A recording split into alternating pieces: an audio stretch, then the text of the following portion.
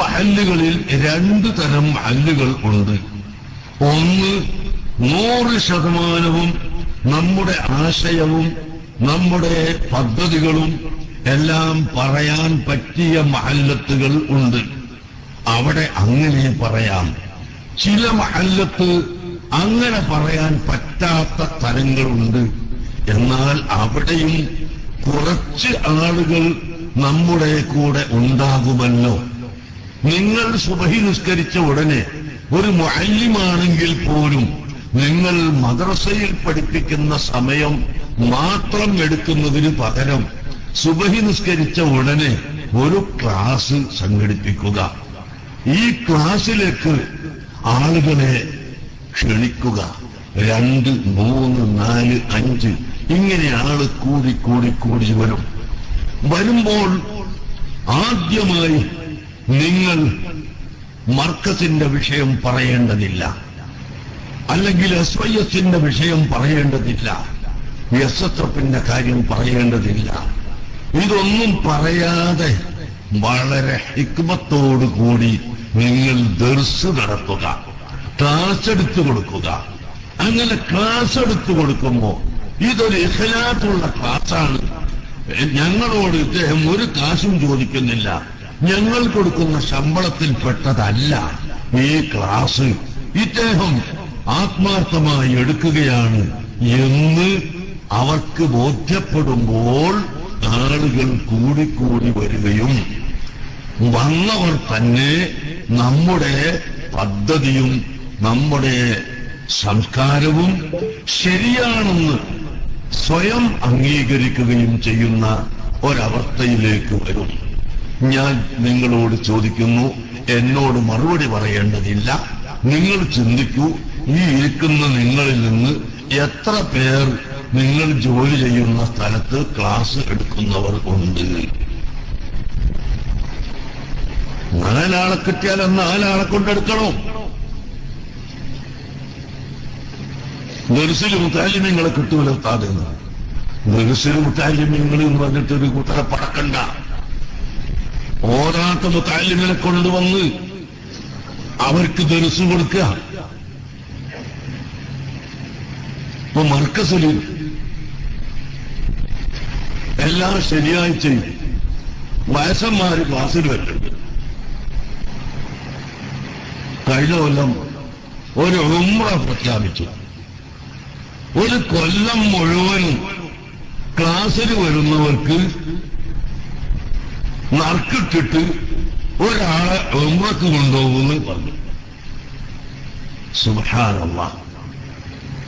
ഇപ്പോൾ ആ രാവിലത്തെ ക്ലാസ്സിൽ 500 മുതൽ 800 വരെ ആളുകൾ എല്ലാ ക്ലാസ്സിലും പങ്കെടുക്കുന്നുണ്ട്. അങ്ങനെ എന്തെങ്കിലും ഒരു ചെറിയൊരു സമ്മാനം എല്ലാ ക്ലാസ്സിലും വരുന്നവർക്ക് ഇൻഷാ അല്ലാഹ് ഒരു കുട്ടിന്റെ കഫാലത്ത് തരും എന്നറിയാം.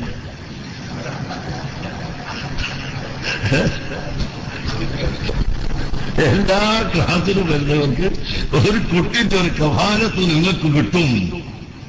നിങ്ങൾ കൊടുക്കണം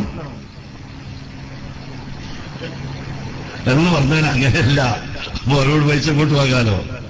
അല്ല, ഒരു 18,000 ഉറുപ്പിക നമ്മൾ പല തരത്തിൽ ഉണ്ടാക്കിയിട്ട് ഇയാളുടെ പേരിൽ മർക്കത്തിന് പേര് ബുക്ക് ചെയ്യാം.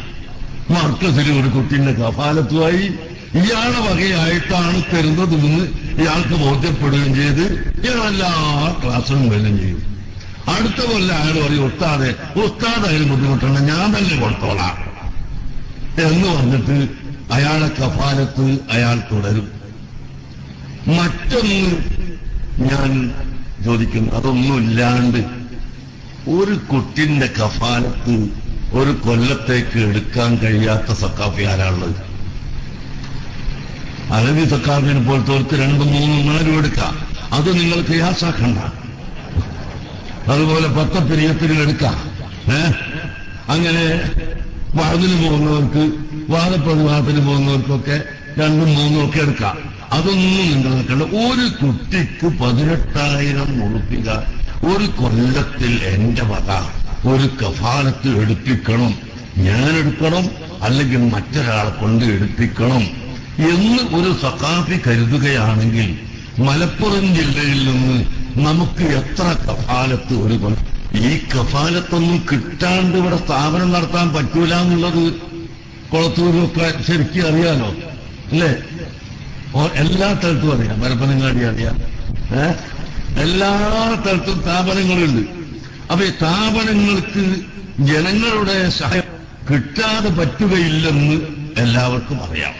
അപ്പോ ഒരു സഖാഫി എന്ന നിലക്ക് എന്റെ വകയായി ഏറ്റവും ചുരുങ്ങിയത് ഒരു വ്യക്തിയുടെ കഫാലത്ത് ഞാൻ എടുപ്പിക്കണം. ഒരു കൊല്ലത്തിലാണ്, ഒരു കൊല്ലത്തിൽ 18,000 ഉറുപ്പിക കൊടുക്കുന്ന ഒരാളെ ഞാൻ ഉണ്ടാക്കണം എന്ന് ഉദ്ദേശിക്കുന്ന പക്ഷം സാധിക്കാത്ത ഒരൊറ്റക്കുട്ടിയും ഇല്ല. എന്നാൽ ഇവിടെ എത്ര പേർ അങ്ങനെ കഫാലത്ത് ഉണ്ടാക്കി കൊടുക്കാത്തവർ ഉണ്ട്, കൊടുത്തവരുണ്ട് എന്ന് നിങ്ങൾ ചിന്തിച്ചാൽ മതി. അപ്പോ നമ്മുടെ കർത്തവ്യം അതാണ്, സ്ഥാപനത്തോടുള്ള കടമ അതാണ്. അതുപോലെ നമ്മുടെ സംഘടനയോടുള്ള കടമ. സംഘടനയിൽ മെമ്പർഷിപ്പ് എടുക്കാൻ മടിക്കുന്നവരൊക്കെ ഉണ്ടാവും. അവരെ പെട്ടെന്ന് നിങ്ങൾ സംഘടനയിൽ മെമ്പർഷിപ്പ് എടുത്താൽ മാത്രമേ നിങ്ങളും നമ്മളുമായി ബന്ധമുള്ളൂ എന്ന് പറയാൻ പറ്റില്ല. അള്ളാഹു ശരിയായി കൊടുക്കട്ടെ. അവരാണ് നേതൃത്വം, ബാക്കിയുള്ളവരൊക്കെ ഉണ്ട്. ഒരാളെ പേര് പറഞ്ഞുകൊണ്ട് ബാക്കിയില്ല എനിക്കാമില്ലാന്ന് വരില്ല കേട്ടോ. അവരെ പേര് പറഞ്ഞുകൊണ്ട് നിങ്ങളില്ലാന്ന് വരണ്ടാണ്, എല്ലാവരുമാണ്. അതുകൊണ്ട് ആ വിഭവ സമാഹാരം അത് നിങ്ങൾ ഓരോരുത്തരും സന്തോഷത്തോടുകൂടി പെണ്ണുങ്ങൾ കാത്തിരിക്കുക. ഞാനീ പറഞ്ഞോളോ, റിയാദിന്റെ കഥ പറഞ്ഞോളൂ, തരാൻ വേണ്ടി അവര് കാത്തിരിക്കുക, നമ്മൾ ചോദിക്കണമെന്ന് താമസിക്കുന്നത്. അവിടെ നിങ്ങളൊക്കെ ചോദിച്ച് അത് മനസ്സിലാക്കി അത് സംഭരിച്ച് കൊണ്ട് തരണം. നമുക്ക് പഠിപ്പിക്കാൻ, ശമ്പളം കൊടുക്കാൻ, ഇതൊക്കെ സ്ഥാപിക്കാൻ നമുക്ക് സാധിക്കണമെങ്കിൽ എല്ലാവരുടെയും സഹായവും സഹകരണവും വേണം. അല്ലാഹു സുബ്ഹാനഹു വ തആല തൗഫീഖ് നൽകുമാറാകട്ടെ.